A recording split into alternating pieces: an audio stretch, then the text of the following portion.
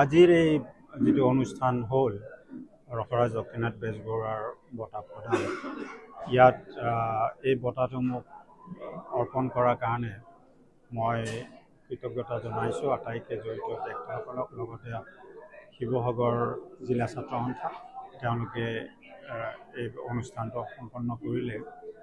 আৰু আমি আটাই জানো যে লক্ষ্মীনাথ বেজবৰুৱাদেৱৰ যি অৱদান অসমীয়া ভাষা সাহিত্যত, সেইখিনি আমাৰ কোনো প্ৰজন্মই পাহৰিব নোৱাৰে। আৰু সেই আজি অলপতে যিটো আমি ধ্ৰুপদী ভাষাৰ যিটো এটা স্বীকৃতিও পালোঁ, তাৰ লগত এইসকল ব্যক্তিয়ে যি ধৰণে অসমীয়া ভাষাৰ জন্ম আৰু ক্ৰমবিকাশৰ ওপৰত যিবিলাক লিখি থৈ গৈছে, সেইবিলাকৰ কাৰণে আজি আমি অন্ততঃ এইটো স্তৰলৈ আহিব পাৰিছোঁ, এই কিতাপ পাব পাৰিছোঁ।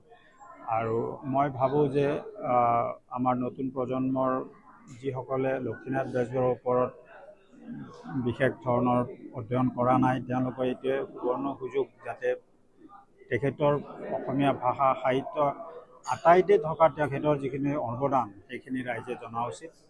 লগতে এটা কথাই ঠিক, আজি মই ভাষণত কৈছোঁ যে কৃপাবৰ বৰবৰুৱাৰ চৰিত্ৰটোৰ যি অনন্য বিষয় হিচাপে আজি মই দাঙি ধৰিছোঁ, কি ধৰণে হাস্যৰস বা অন্যান্য ধৰণেও এটা জাতিৰ সমস্ত দিশ দাঙি ধৰিব পাৰি, সেইখিনি কথা মই আটাইকে ধন্যবাদ জনাইছোঁ।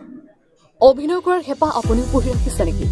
আপোনাৰ অভিনয় কৰাৰ অভিজ্ঞতা নাই? কোনো কথা নাই, আপোনাৰ বাবে আহিছে সোণালী সুযোগ।